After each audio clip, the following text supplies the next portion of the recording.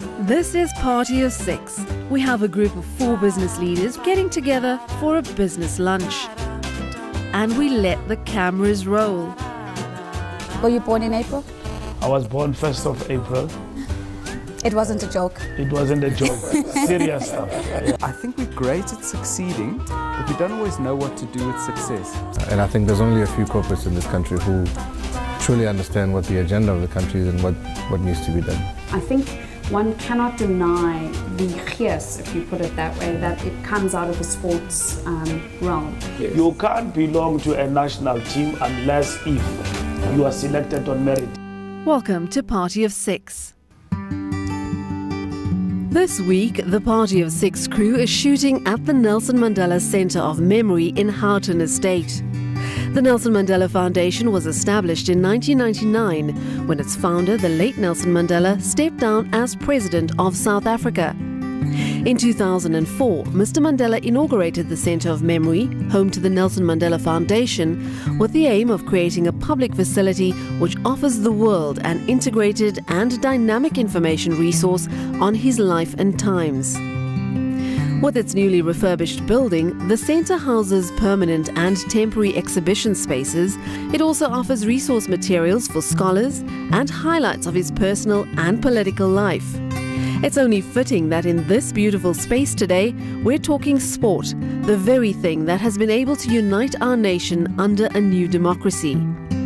Our guests include Fikile Mbalula, South Africa's Minister of Sport and Recreation, Greg Maloka, Kaya FM's Managing Director, John Perlman, CEO at Dreamfields Project, and Danielle Melville, Director of Communications and Outreach for the Nelson Mandela Foundation. Your host this week is Nozipho Mbanjwa. Welcome to Party of Six, everyone. I'm going to try and extract as much as possible from a sporting perspective, and I think that's we need to leverage on the minister being here and sort of use that as a hook. But no doubt the tentacles of the conversation, I'm sure, are going to venture into other things. This is Party of Six, but we are having Party of Five today, simply because we've got a big personality in the room, so we had to knock off one lesser personality. I'm kidding. The co-host of the show, David, couldn't make it today. I'm John Perlman. I do 2 things. I run and started a non-profit organization called the Dreamfields Project, and what we do is we're committed to giving young people, particularly in primary schools, an opportunity to play sustainable, enjoyable, well-equipped football. I also work at Kaya FM, which is very much the icing on the cake of my life. It's very sweet icing. For 7 years now, I've presented a show called Today with John Perlman. It's 1 hour, but it's packed 4 days a week, and we talk current affairs. And I guess we do, to some extent, what we're going to do around the table here, but we do not have any wine, we do not have any food, but we do disagree. My name is Greg Maloka. I'm the Managing Director at Kaya. And then I have an awesome team behind me that actually runs that radio station, from sales to marketing to programming. I'm Danielle. I'm Director of Communications and Outreach at the Nelson Mandela Foundation. An honor to be working as part of the custodian group of Nelson Mandela's legacy. I think our slogan says it all. I think living the legacy means our work has to be very tangible, it has to be very relevant. I'm Fikile Mbalula, Fikile Mbalula, Minister of Sports and Recreation, South Africa. Were you born in April? I was born 1st of April. It wasn't a joke. It wasn't a joke. Serious stuff. Yeah. So I think the great excitement as well of this moment is basically the 67-kilometer relay, which we launched last year with the Centre of Memory in honor of Madiba. And last year, the aim was to get 6,700 runners, so 670 teams, to rhyme with 67. You know, when you said with marketing people, they look for things to kind of rhyme. But what we enjoyed about that moment was, watching that target basically being, superseded, and we ended up with 12,000 runners. The important thing and the reason we're doing this particular event, one is that we had made a commitment. We've been working with the Centre of Memory for a while now, and our commitment has always been that we need to maintain and keep the legacy going. And one of the ways in which we could do was a mass participation event. Well, we're in this really, really beautiful space today. It almost makes you want to bring the two worlds together, the world of sports and the world of politics. And maybe from your perspective, Daniela, what has been the contribution of sports to South Africa's politics? I think one cannot deny the gees, if you put it that way, that it comes out of a sports realm. I think people getting together, the connection, the inspiration from little toddlers wandering around until, you know, our elderly, in terms of people getting together and experiencing what sport means. It's the one thing our nation brings together. Are we still unified around sports? No, I don't think we are, and I don't think we should want to be. I think a lot of what Nelson Mandela did in his life and a lot of his legacy, it's not that it's misunderstood, but I think it's partially understood. So I don't think even Madiba would have believed that every day can be the Rugby World Cup final. You know, it's a bit like having a marriage and saying to your partner, why are we fighting? We got on so well at our wedding. The two are connected, but they're different. Yeah. So I think the fundamental message that Nelson Mandela left in all these areas is, yes, we have shining moments, but those shining moments are the product of incredibly hard work. I think we're great at succeeding, but we don't always know what to do with success. So we have a magnificent event like the 2010 World Cup, but then within months, people are saying, oh, we're having strikes now and everybody's fighting. How do we take the capital that we get from a World Cup, a Rugby World Cup, the life of our founding father and president? How do we take that capital and put it to work? And that for me is what we've got to get better at. It takes time to get to a position of really realizing the success that you built towards. I mean, our country, if we use the analogy of our country, was built on many, many years of struggle to get to where we are. That's the ethos of Mandela Day. That's what we're realizing with the KFM relay. You need time to lay a foundation. You need to learn from that foundation. The direction you choose is your own, but it's what you do with it. Let's talk about it in terms of the transformation that is happening in the sporting fraternity, in terms of the racial quotas, for example. Transformation really is about transforming society from an undesirable state to a desirable state.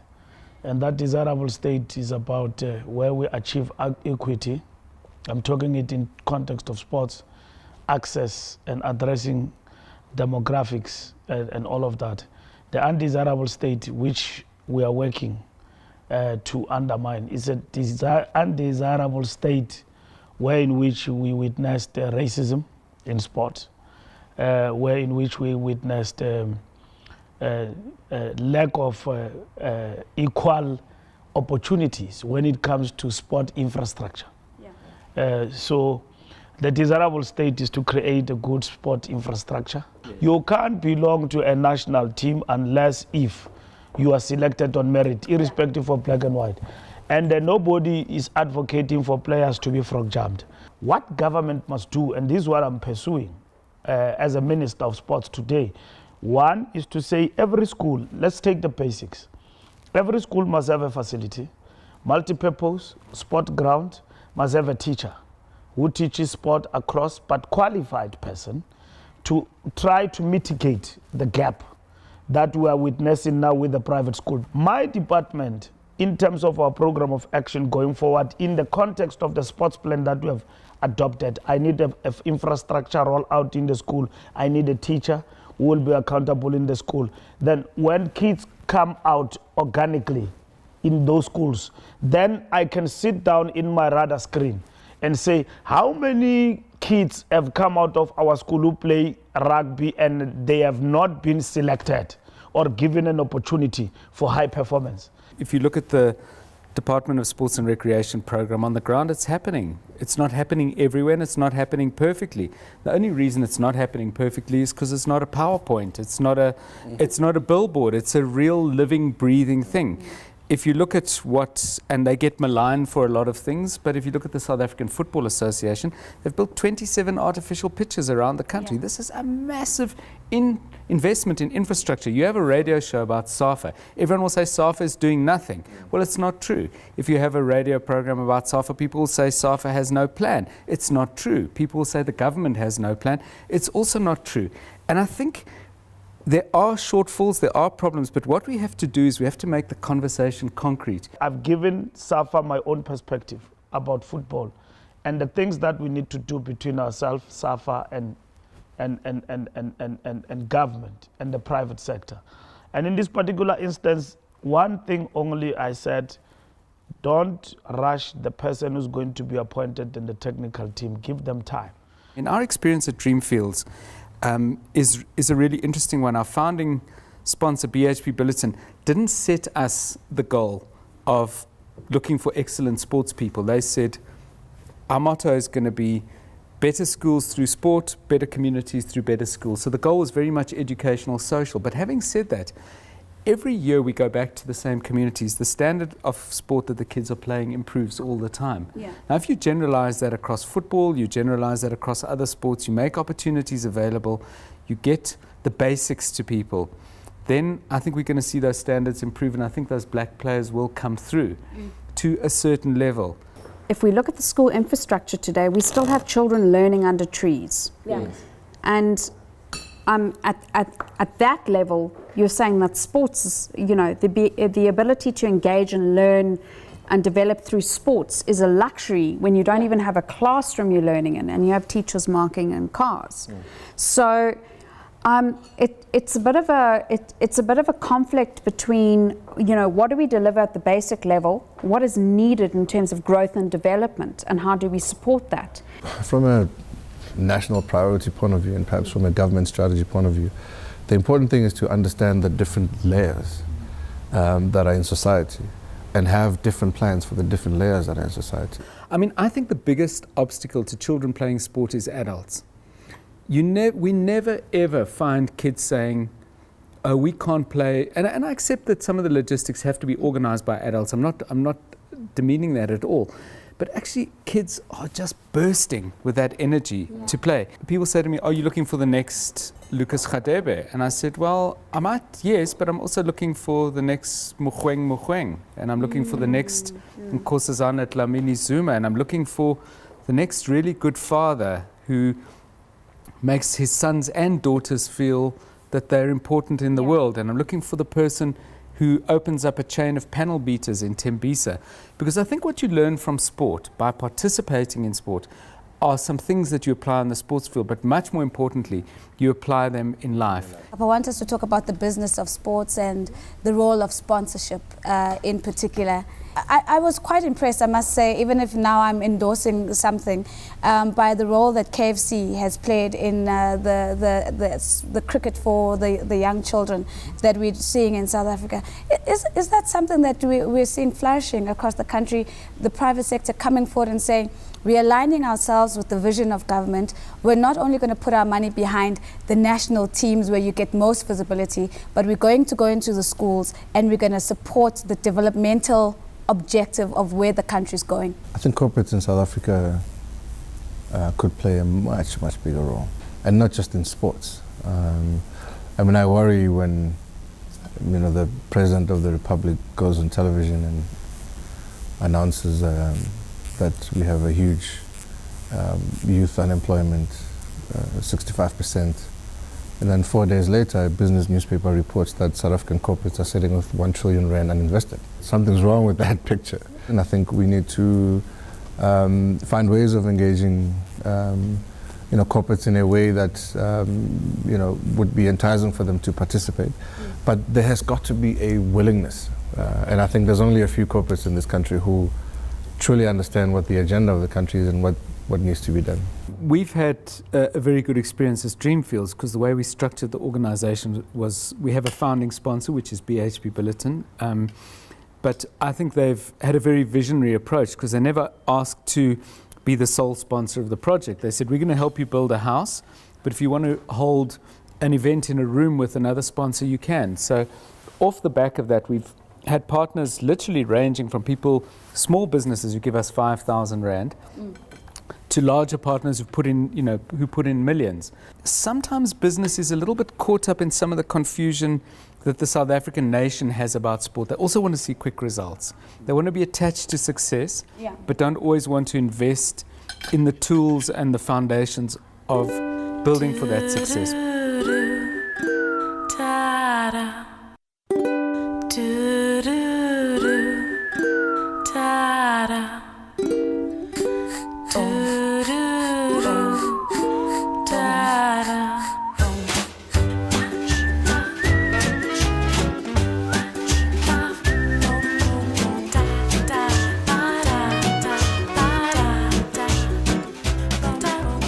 we must single out massive projects that we have done and changed South Africa's program of action in sport forever. And that is school sport. I've mobilized resources now in government through the treasury. For the first time, I come from the ANC, Lekgotla this past weekend. There's a governing party which manifesto must be implemented. I'm very elated. Yeah. For the first time in the agenda of government, of the ANC, the president, the secretary general, they came there speaking about sports and what needs to be done. Exactly what we've conceptualized. My energy is going to be spent on fighting battles of implementation. And that's where we're going to break or make it. First, I'm mobilizing government to give me some money. I'm mobilizing government to get me that money that they allocate for MIG to bring it to sport so that I'm able to roll out sports facilities. That's my job. I do it 24/7. I don't need to wait for some minister to come and gatekeep me from entering a school premises. I need to do it. Yeah. Secondly, I need a teacher, a trainer in every school in the country. To me, once I can achieve those two, the rest will come, just like that. That will enhance our school sport project in a big way. At the present moment, we judge ourselves with first world standards when we are a third world country. We must be number one in the African continent first, and then we can think about America and all of that. America is worse because it's self-regulated when it comes to sport. But Australia, more than 10 billion per annum is invested in sports development. That is why the academies are strong. I think it's really important that we have, as he describes, these big plans and so on. But I think we need to be cautious about something that people do out of a misunderstanding of what people like the minister are saying, in my view. And they say, well, we're not going to do, we're waiting for our sports centre. We're waiting for this. We're waiting for that. Funding is important, and I'm not in any way disrespecting the pressures that poor communities feel. But it's not a reason not to play. And I think the best communities that will make the best use of the facilities that the minister is talking about building are the ones who play anyway. When we were growing up in Diepkloof, when I think about the concept of greening, for instance, we had this competition where we used to build parks, right, as young kids from different areas. Out of our own resources, there was no support from the city of Johannesburg or anything. So we'd build parks. So we'd go and literally cultivate a space.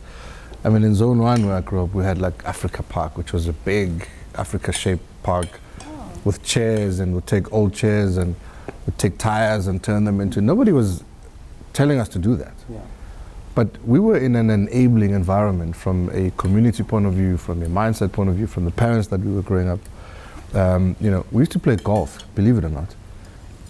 And we didn't call it the green, we called it the brown because it was soil. It was brown. But we used to, we had a little stamper where we would stamp it, and we would be chipping from, make it flat. And we would be chipping from, the rough was really the rough, but we had the desire to play. That's how I learned golf. I used to part with my old man on the lawn at home. Enabling environments are very important. There's a huge element, of social development that is very important, where we have to take our kids and help them cross the street and see what's on the other side. I want us to maybe dip back into the earlier years and maybe reflect on our best sporting heroes of all time. I'm sure everybody's got that one person that if they were competing in whichever sports, the world came to a standstill, and that's the person that you watched. Michael Jordan, Zola Bud, and Jacques Callis, probably. In terms of ambition and passion and drive, I think that's what got me. And I think it kind of links to what sport can be used towards today. And John said it, from a discipline, leadership and inspirational point of view, it's important to have role models. We're sitting with the youth in this country who find themselves quite leaderless in terms of how they find people around them. And the thing about sport is, I think you can see the self-determination, the ownership and the empowerment within yourself, and the ability to grow and achieve something on your own based on a skills platform and based on utilizing an opportunity, however big or small, to get forward. The person who I just will never forget was Teenage Ladler. And the reason I'll never forget it is a little bit about the story of my own life, because I matriculated in 1976. And as a young boy who didn't have a car, I used to get myself to Orlando Stadium and other venues to watch Kaizer Chiefs play. What I loved about Teenage Ladler was that when he had the ball, he made everybody laugh, not because he did something silly, but because he was such a magician that people watched him with these huge smiles on their face, and they were just, oh, and people were laughing. So he was a very special person, and that was my first connection with what was then called township football, but which was South African football. The moment was Josiah Tugwane winning the marathon in Atlanta, and I just think it's in some ways an under-celebrated moment in South African sport, because he didn't go there as any kind of favorite to win that race.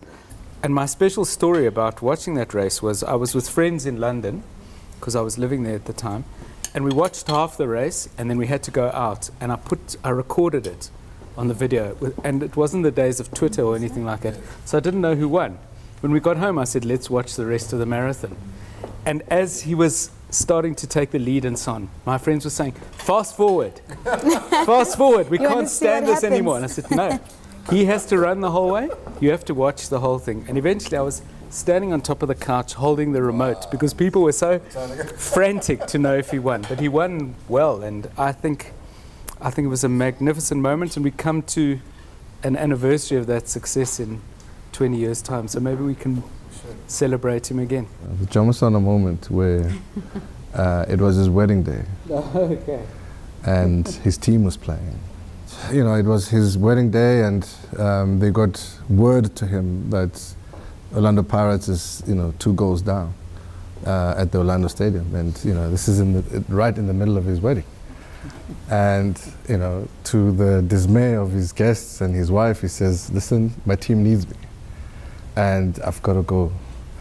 And his wife says, "I know who and what I'm marrying, so go." Got there just in time for the second half, I think. Got into the play, continued to score 1 or 2 of the goals and created the others. And they won the game, 3-2. And for me, there are a number of stories within that story. The one is obviously a story of heroism, a man who believed so much in his team, and a team who believed so much in his man. When they needed him, they knew to call to him. But it's also a family story where, a wife says, "I know what I'm getting myself into." And maybe it would be fitting to then close or come to an end in this conversation by asking the Minister to reflect on his greatest sporting heroes and or moments since John started the and or tradition of all time. My biggest sporting moment, a fight between Gerrie and Big John Tate. And my favorite was Big John Tate. And not once, many times. Mark Weaver, when they beat Gerrie, I used to enjoy that. To get to watch television was luxury. To watch, I knew about Jomo Sono without seeing him. Aisin Tsweleng.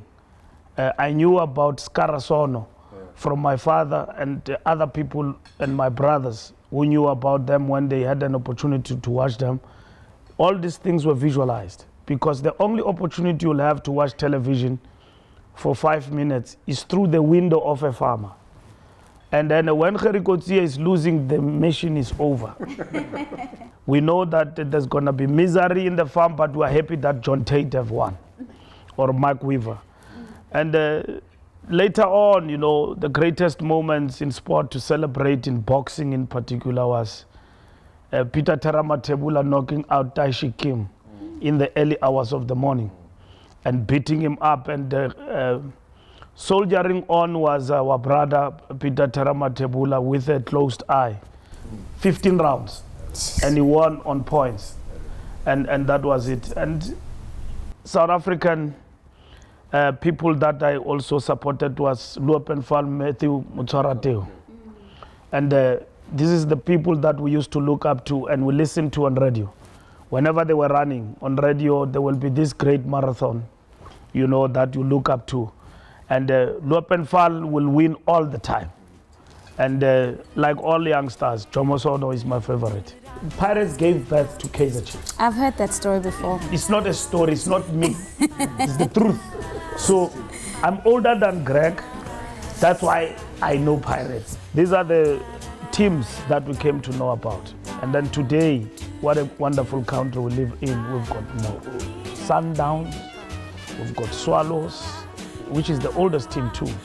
And then we've got Amazulu. The president is a big fan of Amazulu football club. They never win anything. It's fine. But they are always there. It's called sustenance. You're teasing me now. Thank you so much, everyone, for joining us for lunch. It's been amazing. I think we've had beautiful conversations. We started off with the intention of having real, unrehearsed, unscripted South African conversation, and I think we've done that.